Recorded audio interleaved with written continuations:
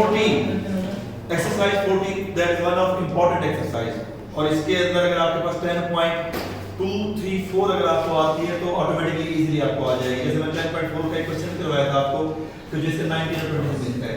इसमें सबसे पहले आपके पास कोई भी सवाल आपके पास बोल दिया कि सॉल्व और फाइंड द सॉल्यूशन सेट। इसके लिए हमें ये डायग्राम अच्छी तरह से याद करने पड़ेगी जो पहले भी आप पढ़ चुके 10.2 के अंदर कि ये आपके पास क्या है x dash y and y dash. इसको हम क्या कहते हैं first quadrant, second, third and fourth. सबसे पहले ये बताएं ट्रिग्नोमेट्रिक रेशियोज में कौन सी कहां पॉजिटिव थी, ये भी आपको पहले से पता है। इसमें r sin tan cos, क्योंकि मुझे सारी चीजें यूज करनी पड़ेंगी मैं इसलिए यहां लिख रहा हूं। यहां पे r इसका साइन और इसका जो रेसिप्रोकल है वो यहां पे आपके पास tan थीटा और इसका रेसिप्रोकल पॉजिटिव, यहां पे आपके पास cos थीटा और इसका रेसिप्रोकल पॉजिटिव, बाकी सारे नेगेटिव। एक बात बताएं बेटा, यहां से लेके जब यहां तक आप पहुंचते हैं तो एंगल कितने डिग्री बन जाएगा? यहां पे 180 को हम क्या कहते हैं? पाई। अगर पाई से थोड़ा सा कम हो एंगल, यानी कि आपके पास पाई 180 डिग्री है तो 170 डिग्री किस क्वाड्रेंट में होगा? इसमें होगा या इसमें होगा? सेकंड में। It means that pi minus theta lie here और पाई प्लस थीटा यहां आ जाएगा कि नहीं आ जाएगा? ठीक है। और यहां पे अगर दोबारा कंप्लीट चक्कर लगा लें तो कितना एंगल बन जाएगा? 360 डिग्री इज इक्वल टू 2 पाई कह सकते हैं। अगर 2 पाई से एंगल थोड़ा कम हो यानी 350 डिग्री कहां बनेगा?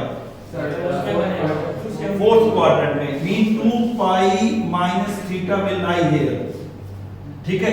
और 2 पाई प्लस थीटा आपके पास क्या आ जाएगा? यहां पे या यहां पे थीटा भी हो तब भी आपके पास एक्सेप्टेबल है, ठीक है। अब हमारे पास अब हमने क्या करना है, पहले तो ये हुआ करता था कि यहां पर पाई बाय 2 के हवाले से भी हम इस साथ यूज करते थे, क्योंकि यहां पाई बाय 2 एंगल बन रहा है। कितना बन रहा है?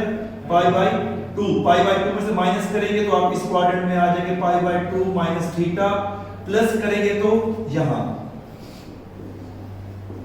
इसी तरह से यहां तक जब पहुंचेंगे यहां एंगल बनता है 3 पाई बाय 2।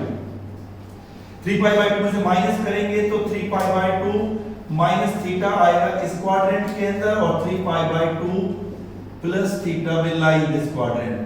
लेकिन पहले ये होता था कि वो साथ में x और y दोनों की वैल्यूज लेते थे। अब जो हमने यूज करनी है वैल्यूज वो सिर्फ और सिर्फ x क्वाड्रेंट के हिसाब से ये वाली करनी है।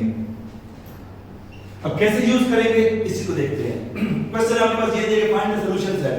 पहला सवाल, सबसे पहले आप ये बताएं कि ये sin x की वैल्यू दी गई है नेगेटिव दी गई है ना, तो sin नेगेटिव किस क्वाड्रेंट में होता है?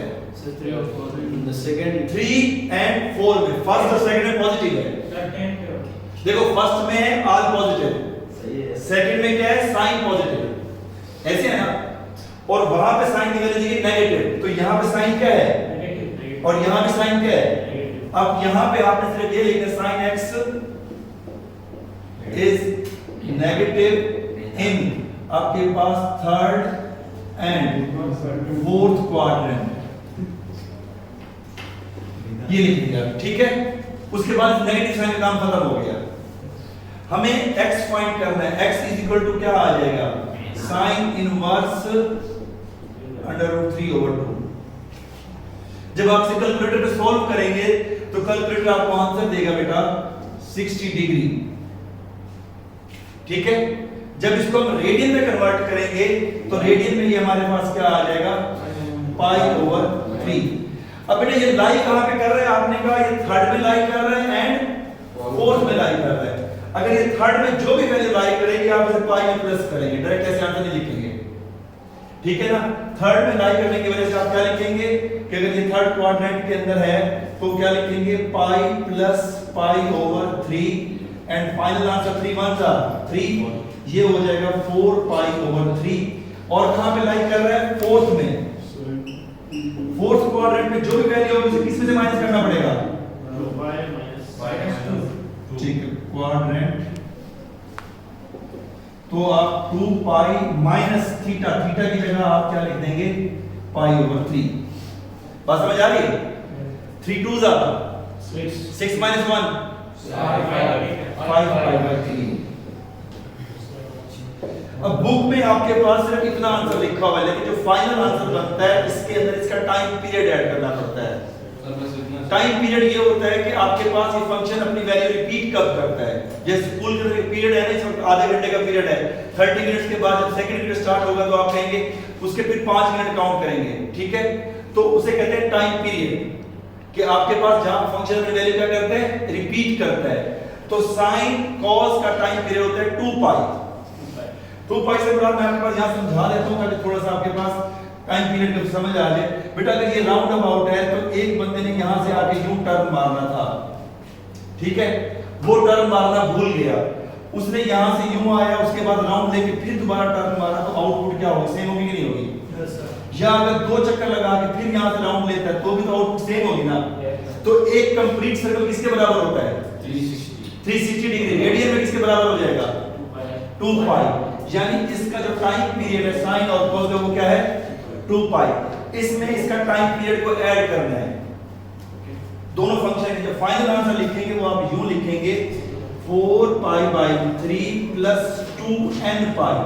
अब 2n पाई क्यों लिखा है कि चक्कर वो 1 लगा रहे हैं या 2 लगा रहे हैं या 3 लगा रहे हैं, n नंबर ऑफ राउंड्स। एक आंसर ये हो गया। दूसरे आंसर के लिए फिर आप यूनियन की साइन डालेंगे, फिर आपके पास 5 पाई ओवर 3 प्लस 2n पाई ये दे देंगे। बुक में जो आंसर लिखेगा ना, बुक में वो लिखता है 4 pi by 3 and 5 pi by 3 और साथ में कहता है ऐड इट्स टाइम पीरियड, ठीक है। तो टाइम पीरियड इसका साइन और कॉस का होता है 2n पाई, टेन और कॉट का क्या होता है n पाई।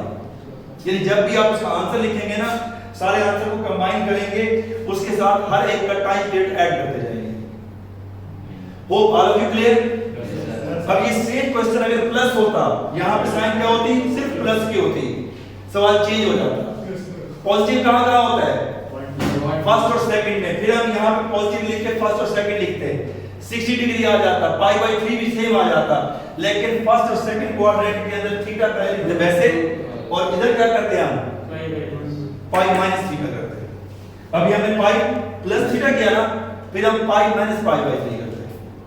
यानी ये फर्क है। जब आपके पास सवाल होगा ये सेम का सेम क्वेश्चन वो आपके पास दे सकता है, सिर्फ यहां से ये साइन रिमूव कर दे, तो यहां पे आपके पास ये क्या आ जाएगी वैल्यू? पॉजिटिव। पॉजिटिव होने के साथ पॉजिटिव में फिर कहां होता है? थर्ड और फोर्थ की बजाय कहां पे आ जाएगा? फिर ये आ जाएगा फर्स्ट एंड सेकंड। फर्स्ट और सेकंड के बाद ये वाली वैल्यू यहां तक सेम सेम। फर्स्ट में जो भी वैल्यू होगी उसे वैसे का वैसे लिख दे थीटा, लेकिन जब सेकंड में होगी उसे क्या करना पड़ेगा? पाई माइनस थीटा करना पड़ेगा। फिर दोनों वैल्यू लिख के आप उसमें उसका टाइम पीरियड ऐड करेंगे। सर उसको माइनस पाई ना करें और x जो दूसरा वाला लिखा हुआ है ये वाला बेटा पहले ये था, इससे पहले वो ये दोनों वैल्यू निकालता था, यानी x के हिसाब से भी और y के हिसाब से भी। लेकिन अब जो है ना 1 साल हो गए 2 साल हो गए, अब वो सिर्फ और सिर्फ जो वैल्यूज यूज करते हैं वो यूज करते हैं x की। अगर आप ये कंफ्यूज कर रहे हैं तो ये वाली वैल्यू मैं रिमूव करते, लेकिन ऑब्जेक्टिव में कभी आ जाती है। अभी जो आप वैल्यू यूज करेंगे ना वो सिर्फ और सिर्फ ये वाली वैल्यू यूज करेंगे जो आपके पास बताएंगे। सबसे पहले स्टेप बता देता हूं, चेक करो वैल्यू नेगेटिव है या पॉजिटिव। वो चेक करने के बाद किस क्वाड्रेंट में लाई कर रहे हैं, इनवर्स निकाल के x की वैल्यू निकाल लें। अगर जिस क्वाड्रेंट में लाई करता है उसके हिसाब से यहां आगे वैल्यू पुट कर दें। सर ये रफ वर्क है फिर ये आपके पास ये आप रफ कह सकते हैं, लेकिन हर सवाल में यूज होगा। अगर आप कंफ्यूज हो तो इसकी डायग्राम बना लीजिएगा, वरना अदरवाइज डायरेक्ट जैसे वो किया वो आप कर सकते हैं।